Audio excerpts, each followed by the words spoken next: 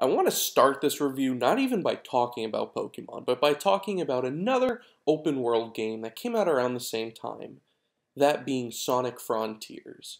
I think it's the perfect game to make an immediate comparison to, because you have one side that has a fandom that has just been neglected and thrown apart, and when they release a half-ass open world game, it gets showered with praise, being considered for Game of the Year. Are you kidding me? Are you that desperate for a good modern Sonic game that this is what you're going to accept? And it's funny, because if you say anything bad about it, then people get butthurt. They get so offended. They say, oh my god, how dare you? You're a hypocrite. You're being biased. Sonic Frontiers is the best open world game since Zelda. And now let's look at Pokemon. If you look at the Metacritic score, it's the lowest rated Pokemon game ever. Now, is that because it's been reviewed bomb? No, it's because the game has bad performance, bad glitches, and everything else I didn't see. And I'm being completely honest. I bought Pokemon Violet, and Taylor bought Pokemon Scarlet, and we would literally play on our Switches in bed cuddled up. I know, cute couple goals, am I right? But let's actually talk about the game. I would see on Twitter the numerous glitches. I would see people riding around on their Pokemon, except the Pokemon's not there, and it looks like they're just flying in midair. I would see the eyes kind of bulge out of their sockets. I would see bad performance issues. I would see people say bad load-in, yada yada yada. I didn't see that. I don't know if that's a difference between playing on the TV and playing in handheld, since I only played in handheld, but we had no performance issue. We played the entire game in a lobby together. And there was like maybe once or twice where for a split second I saw her riding in thin air, but then it would quickly switch back to being her on the bike. So I'm not sure where everyone else is having these problems that I didn't have. The only problem that I have was that my Fido's evolution, I forget the name because I nicknamed him Puppy Buns, would sometimes keep clipping through the floor, and then whenever I'd catch a Pokemon, the angle would be weird and it would show half the floor missing. That was the only bit of performance issues or glitches that I saw. Everything else ran like a smooth, normal Pokemon game. Nothing different from Sword and Shield, nothing different from Arceus. I'm not denying that there was any problems. Obviously, I saw them on Twitter, but I didn't have those experiences. But to be fair, a lot of those that I did see were funny.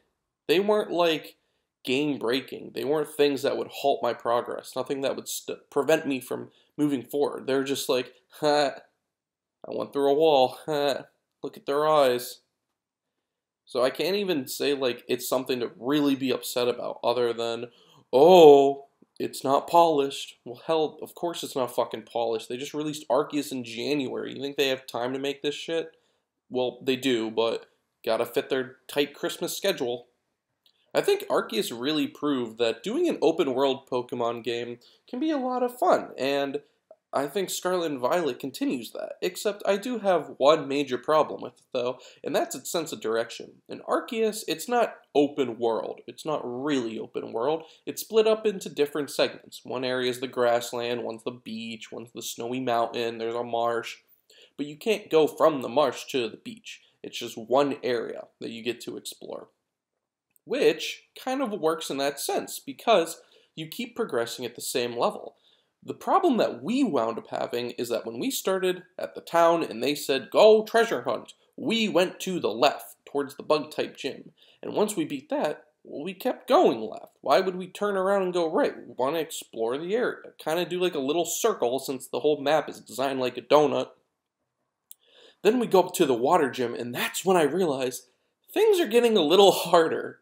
We went into the desert, and everything was higher leveled, like, drastically. The Titan we couldn't even fucking beat, and the water guy took me so many fucking fights to finally take down. And then immediately after that, going up to the normal gym was when there was a spike. Once you cross that one bridge, level 50 Pokemon are everywhere, and I'm like, what the fuck is this? I was like, how the hell do they expect me to go from level 30 to level 50 like that? Which is when Taylor looked up the recommended route that was online, saying that you're supposed to kind of zigzag. You do the bug to the left, and then you go and do the grass to the right, and then you do the electric to the right, and then the water to the left. And then I was like, how the fuck, why would anyone do that? Whose first reaction is to just fly back to the city, go to the right, fly back to the city, go to the left? You just keep going. The whole point is exploring. You never had to do that with Zelda, because Zelda, things didn't really get tougher, like where enemies have more health, and you can't really do anything about it. What the problem was with Pokemon is, when you hit that level 50 and all your guys are level 30, they one-shot. They just fucking one-shot, there's nothing you can do.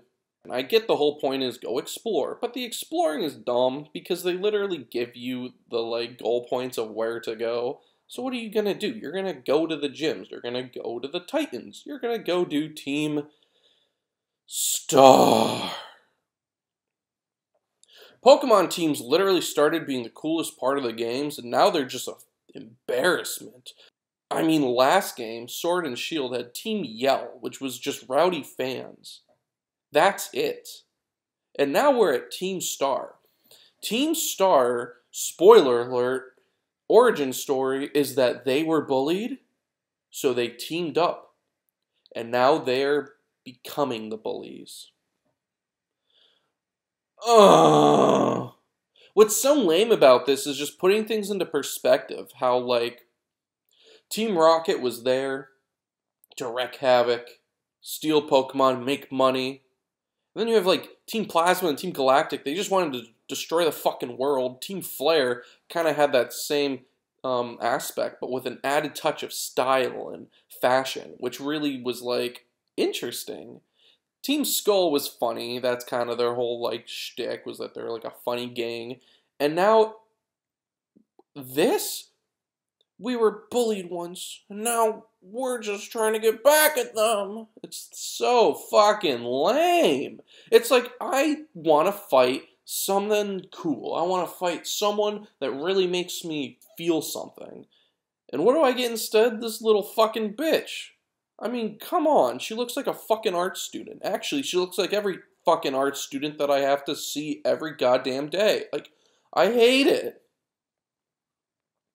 Yeah, there are 3 different stories, but it doesn't really matter because there really are no stories. One of them is copy-paste, do gyms, do champion, right?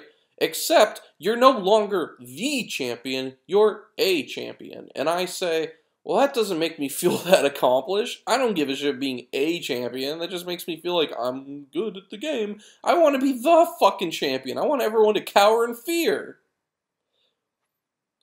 The Titan story, I don't care about. The whole point is you have to save his fucking dog from dying, whoop-de-doo, because, you know, what's gonna happen? Are they gonna kill him off? No. But they decide to kill this person off, which I don't care about either.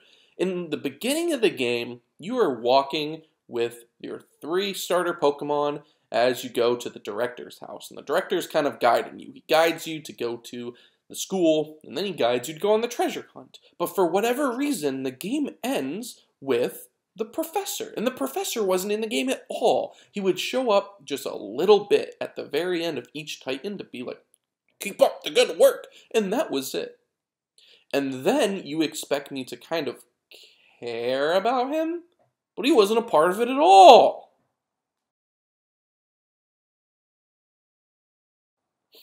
And exploring this intricate area really felt fun. It felt like I was actually exploring something I wasn't going to expect for the first time. And when I did find that first mechanical Delibird, it really got my excitement going. That final area is great. Only problem is, it comes at the worst possible time, and that's when I thought I was done with the game, when I thought I didn't care about the game.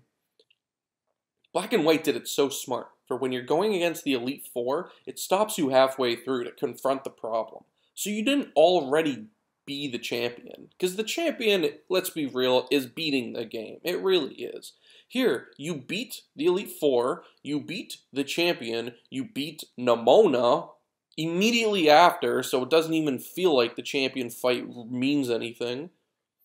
And then you do Area Zero, beat the Professor, and then catch the Legendary. You don't even catch it, you just beat the Legendary. You already had it with you the whole time. I don't know. The pacing was just so weird that afterwards I was like, okay, is it finally fucking done? I didn't feel that sort of, alright, I can now do everything in my power now. Everything is behind me. I have one goal, and that's to be the champion. Just like in every Pokemon game. Here, I can't even tell you what my one goal was. It was to find treasure, and when I look at this game, I think I found something that is very average.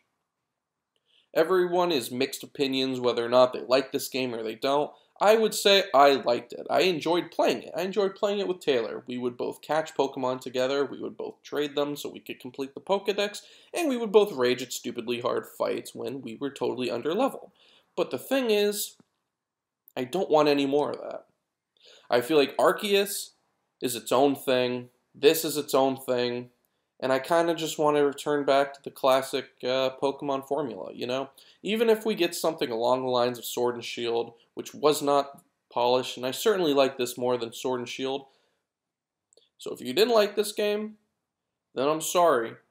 And if you did like this game, I'm glad. Which is kind of a bitch fucking Team Star way to end this video. So instead, I'm going to end it the Team Rocket way, which is, if you didn't like this video and you went on Metacritic, then you're a little fucking bitch who has no life. And if you did and you're trying to desperately defend this game, then go suck off Game Freak, whatever. Fuck you. Fuck the stupid Quaxley evolution. I took that bitch off my team.